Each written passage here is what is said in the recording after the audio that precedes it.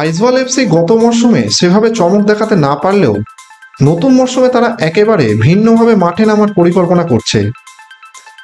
আগের বছর লিগ টেবিলে 10 নম্বরে শেষ করেছিল এই দলটি, কিন্তু এবার তারা দলকে আরো শক্তিশালী করার জন্য বড়সড় পরিবর্তন আনতে চলেছে। জানা গেছে ইস্টবেঙ্গল থেকে এক তরুণ মিডফিল্ডার আলফ্রেড লালিনপুইয়া এবার যোগ দিতে চলেছে আইজওয়াল এফসিতে।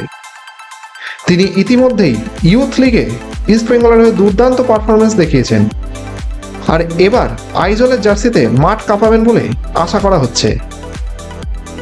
এই সাইনিং আইজল এফসির রিজার্ভ বেঞ্চকে অনেকটাই শক্তিশালী করে তুলবে। কিছুদিন আগেই মিজোরাম প্রিমিয়ার লিগ চ্যাম্পিয়ন হওয়ার পর এবার আই লিগের সাফল্য পেতে তারা আরও দৃঢ় প্রতিজ্ঞ। ইন্টারকাসি এবং রাজস্থান ইউনাইটেডের মতন দলের বিপক্ষে লড়াই করা তাদের জন্য বেশ চ্যালেঞ্জিং হবে, কিন্তু আলফ্রেডের যোগদান তাদের আত্মবিশ্বাস অনেকটাই বাড়িয়ে তুলবে।